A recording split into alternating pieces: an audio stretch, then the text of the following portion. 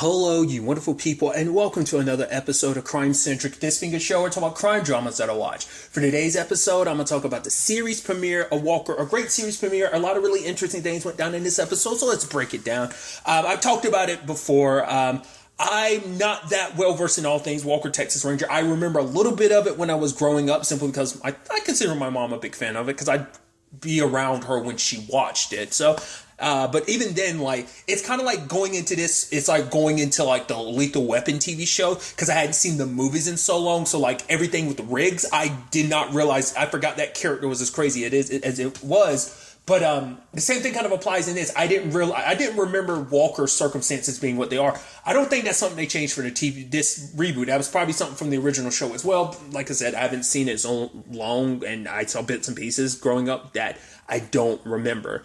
But yeah, the whole situation with him losing his wife like that. Because the way the trailer was, I figured there was something more to his wife's situation, Emily's situation, but I thought it was kind of a similar to the whole, I'm making compare and contrast because it's the closest thing I can, I have in frame of reference. It's a whole Lethal Weapon thing, what happened between, with Riggs and Miranda. I thought it was something like that where it seemed like an accident, and spoiler, it ended up being something more. Like I said, I'm sure that was in the movies too, but like I said, just the frame of reference because I remember the TV show a lot more, obviously, than I do the movies.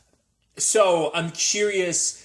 I went into it thinking that it was going to be something like that, but I didn't know it was going to straight up being he was on the phone with her and heard a gunshot, and it's just it's the worst situation too, considering the fact is at least it's always going to be that thing of your biggest regrets of your last words, your last interactions with someone that you care about, especially because at that same time he was having family time, so to lose his wife at that same time, and then we hard cut to 11 months later. He was off working undercover on a big case, but the night he's supposed to be coming back, he's off at a place where him and Emily were, a place that was special to them, drinking, because he's trying not to bring, he explains it to Ramirez, who comes to pick him up later on, that it's I just, didn't want to bring all that baggage to my kids. The fact is, he said the case got complicated, and I'm curious whether that's really the case or not. At least that's how he explains it to his daughter Stella later on. But I'm curious, because I started wondering, was it something related to Emily's death?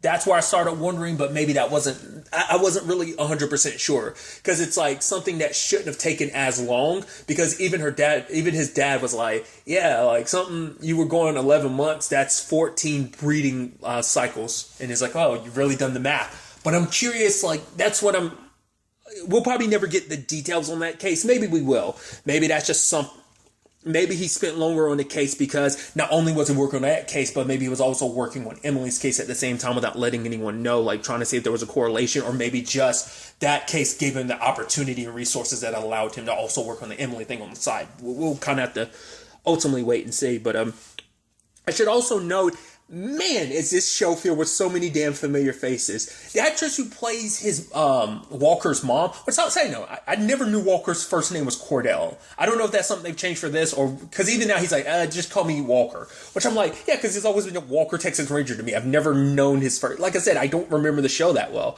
but the actress who plays his mom looks so familiar. The actress who plays his dad, which is interesting, it's the actor. It's Mitch. I'm going to butcher it. Was it Pileggi? He's the actor who played Sam's grandfather, Mary's dad, on Supernatural in season 6. That's someone oh, that's interesting. Who played his wife Emily? None other than Genevieve, his actual wife, which I always say that's kind of adorable when that situation happened. Who's his new partner, Ramirez? Oh, none other than Lindsay Morgan, who is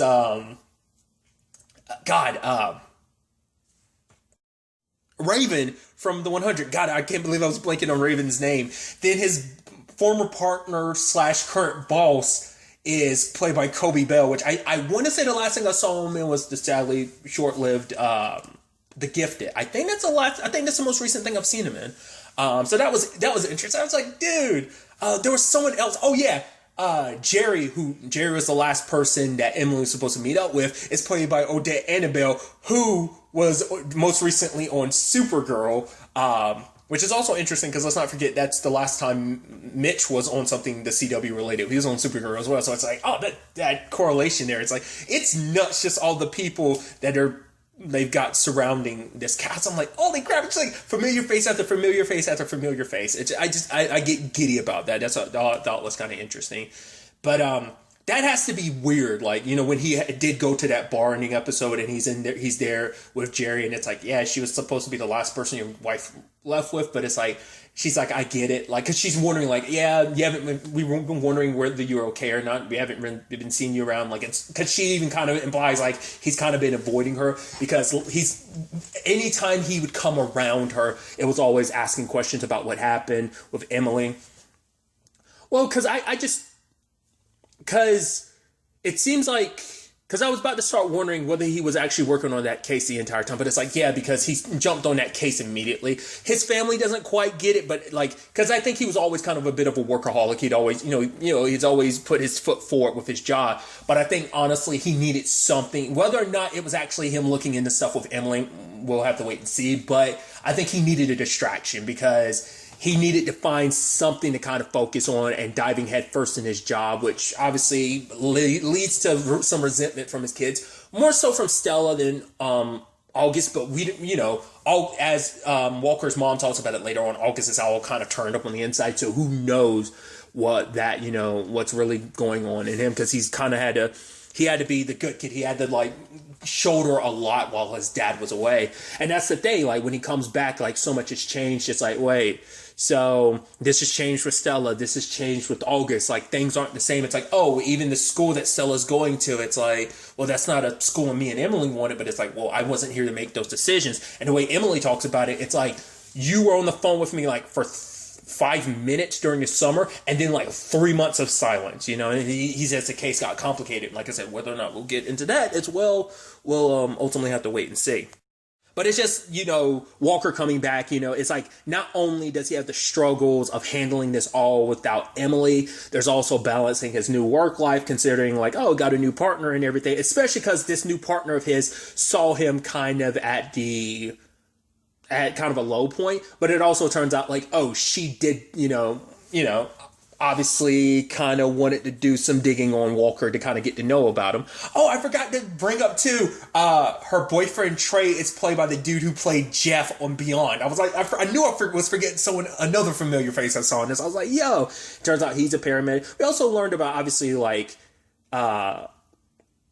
Mickey's whole situation, her situation. I don't know what I'm going to do with that. I'm referring to Walker as Walker. Am I going to refer to her as Ramirez, or am I going to refer to her as Mickey? I don't know. I'm probably going to bounce back and forth. But with her situation, like being a Texas Ranger is important to her, and it has caused some risk between her and her mom, because it's like, well, for one, her being like the first, like I think she even said it, like if not the first, at least it not being a common enough thing, someone being Mexican and being a Texas Ranger, it's not that. And that ends up being an issue, because it's like, not only did she join the military, not only did she join the police force, like to her, it's like her mom, it's even more of a spit in the face to be a Texas Ranger, because it's like the authority, like it's never on their side, because it's like, we're always kind of, it's like, what does, law enforcement do for us? So like, that's why her mom had even more, it's like you're joining, like, I think it's specifically joining all this U.S. related stuff, being part of a U.S. police force, being part of the U.S. Army,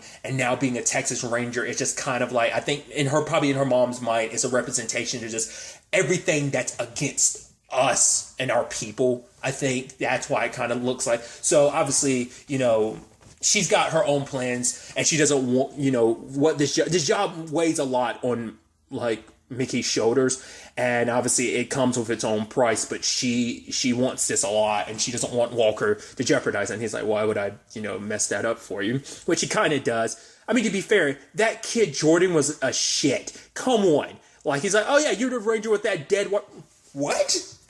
That's like but I guess he's some young punk, I guess. But still, it's like, holy shit. Bringing up the fact is that the gunshot, it's like, Jesus, dude. Like, granted, Walker didn't do the first blow, but it's still like, yeah, kind of went above and beyond. Like, you grabbed the kid, you need him, you kicked him. I mean, I said kid, but I mean, I don't know, 20-something-year-old, some punk. And then you, like, kick him in the leg. Like, you went above and beyond, but it's also like, to be fair, you were defending yourself. But,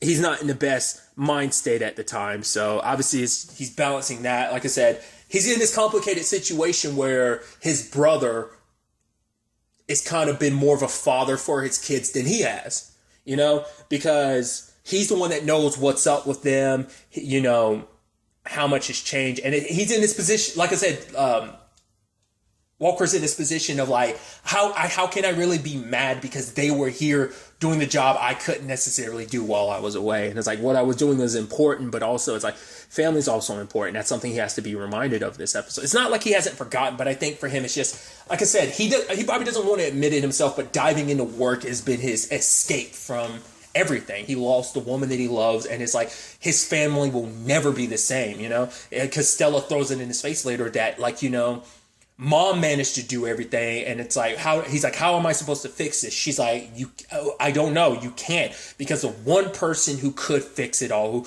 you know, is gone, you know, and that new dynamic is just like what kept the balance in that family, you know, whether it be him working all the time or, you know, whatever you know, it's, that balance has been thrown off because she's gone. So it's a tough situation where you're just like, you know, you feel for Stella considering the circumstances, but you also feel like it's like no one's necessarily in the wrong. Everyone's kind of reacting the way you would expect them to after such a tragedy, especially because, yeah, it's been 11 months, but it's also the thing of like, yeah, those were 11 months they kind of had, at least the very least, 10 of those. I mean, granted, that 1 month, because they were saying he was away on the case for like 10 months. So it's like that 1 month he's probably stressing over finding out what happened to Emily. But then also he jumps in immediately into this new case and everything, because they end up talking about it later on, his brother William, which I never knew to do that, because they referred to him as Liam at some point in time. So I was like, oh, I never knew that. I guess it just never crossed my mind to like shorten William as Liam, because he always go like Bill or Billy, ends up being like short for William. So it's just interesting getting that other side of it. I never heard it shortened in that regard. But for him, it's like the guy who did it confessed and everything. But for Walker, it's like something doesn't sit right. We found out what the poker chip was. It was something that was found on Emily. He was like, her eyes were closed, like almost like someone did that, you know. So he feels like there's more to it, because it's like she was supposed to just be meeting up to drop stuff off with Jerry, but obviously like the phone call makes it seem like something went wrong, and the fact that there was something. It's like there's still so much to that. I mean, the only person who will know, maybe Jerry, maybe she knows more that she's not letting on. There is this part of my brain that's like, because of other storylines I won't go into, it kind of makes me think the perpetrator might be a little close to home. Now, whether that's his old partner, whether it's his brother, whether it's Jerry, like there's something going on there. Like there's a deeper something else going on here. So I'm curious to see what kind of, because obviously that Emily situation is going to be like a main overarching plot element for this, at the very least for this season. We'll kind of have to wait and see where that goes. I'm also curious what happens with Stella's friend's named Bao. Like her family situation, obviously Walker finds out about their circumstances, and he's trying to get his brother later on. He talks about getting his brother to kind of expedite, you know, their papers and stuff like that, so they don't have to worry about it, because it is that complicated thing of like, because Bao didn't know their circumstances when she got arrested, so if she did, she would have. But once again, that's where Mickey was coming from, where it's like, it's bad enough, like, you have to basically live your life extra good, not knowing, like, sometimes your family circumstances, you know, and it's like, you know, because you're a normal teenager, might get in trouble and stuff like that, but obviously, like, how much that would cost her family, she didn't realize at the time. So hopefully that situation kind of gets remedied a little bit. At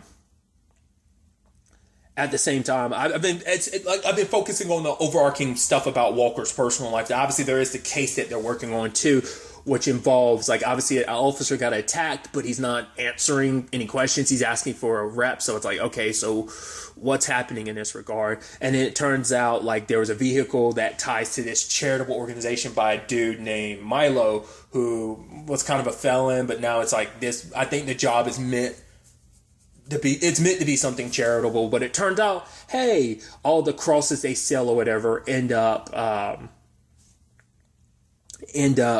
actually having heroin inside. And it turns out, like, such a big, large moving operation involves the cartel And that's why the officer wasn't talking, because he knew, like, yeah, he found out what was inside and he got mixed up in some cartel business, then you're as good as dead as a cop. But it turns out that's a big special operation is being set up to go after that. And obviously Walker's recommended for it, but it's that thing of, like, being there for his kids. Like, is it's, you can tell he almost wants to jump into it, because it's like, yeah, this is something important. Because I think for him, it is a thing of, he feels like he failed his wife, and I think he failed Emily, so he's almost trying to do extra good to kind of almost compensate, because I guess almost in a weird way, it's like, if I can do more good in this world, it won't bring Emily back, but maybe it tips the scales at least a little in my own heart. I think he's trying not to feel like, sadly, a failure, which he isn't, but he thinks in his mind, like, hey, I am one. Just because I couldn't, as that kid, that punk Jordan throws it in his face, like, oh, he couldn't protect his wife, and he's like, maybe I couldn't, like, what did I miss, So that's going to be a dynamic that's going to be interesting to see how that progresses. But for Walker, he's not taking the job because he wants to be there for August, like, all that he has to shoulder. And for Stella, and Stella's like, well, what if you wake up and change your mind tomorrow? He's like, I'm not going to change my mind about it. Because for Stella, it's just, with everything, it's almost like everything else is more important than me and us, our family. Like, you've always kind of been more the work person, but it feels even more so like there's even more of a disconnect. And even his brother was like, you're going to have to take time to kind of, well, I think it wasn't just him. It was also like their mom saying, like, you need to take time to get to know the kids, because they're not the same. They've changed in that time. And, and that's also an aspect about this too, because Walker is very old school. Even, Mickey being like, you need to kind of get readjusted. You need to figure out how things kind of work now. Like, you need to kind of change with the time. So adapting and changing is something I think probably is a little harder for Walker, because he's kind of set in his ways. But I think that would be a progression we'll see for his story arc over the course of the season. But yeah. I mean, I don't think there's really much else to say. Obviously, this just being the first episode, but I am interested to dive deeper. Once again, I brought it up earlier, but I'll say it again. Like, I am not well versed in this, but I am interested to kind of dive into this. I'd love to know anyone that does vividly remember the original Walker Texas Ranger and know if any comparisons, like, it's like storyline beats or just elements that I'm curious, like, because at least with, like, Charmed, I have some frame of reference where I'm like, oh yeah, I remember this and that. Like, I might remember some stuff wrong here and there, but in general, I remember enough about Charmed, because it was been like, what, over 12 years since between, like, in that 12-year frame, I'd watched it pretty consistently. Well, when it was syndication Charm. So I have a lot more reference to pull from with that in comparison to this. Because if I'm not crazy, I believe this is kind of like a passion project for Jared. I think this is something he kind of set up, which I would think would probably also... because he did move back to Austin to do all this, I believe. So, because I do believe it is actually filmed in Austin, which very befitting Walker Texas Ranger taking place in Texas. I'm assuming the original show did as well, but I could be wrong. It's actually kind of interesting because, like, because I do almost have the reference to pull from as well, like along those Walker Texas vibes. It's like, well, I'm a big fan of Longmire, so that kind of flows in that same vein. But I mean, obviously, I think even then, like, at least this version of Walker, and maybe the original Walker as well, in comparison to, like, Longmire, it's like comparing apples to oranges. But there's some comparisons, but even then, it's still just kind of quite different. So, but regardless, I'm going on this tangent. I do apologize. I'm really interested to ultimately see where the season takes us, just where all this ends up taking us going forward into the next episode. Like I brought up the special operations, like, is that going to be a background thing? Are we going to circle back to that? Probably not, just because it was like, the main reason for that is to be like, Walker, are you going to take this job or not? But I think it might bubble up in the background, and maybe that might end up turning out to actually have something connected to Emily's case. Like I said, we'll have to see. But I just get that inkling, like, it's going to hit a little closer to home. But obviously, an important aspect of this story is going to be Walker, as well as his family, trying to readjust. And, it's like, especially for Walker, when he looks around and, sees Emily, kind of being haunted by the past is not an easy thing to shake, especially once again, it's still such a fresh wound for all of them. So it's going to be interesting to see how this all plays out. But really, that's all I want to talk about. Till the next time we meet, be happy, be safe, life to the fullest, and enjoy it. Good day and goodbye.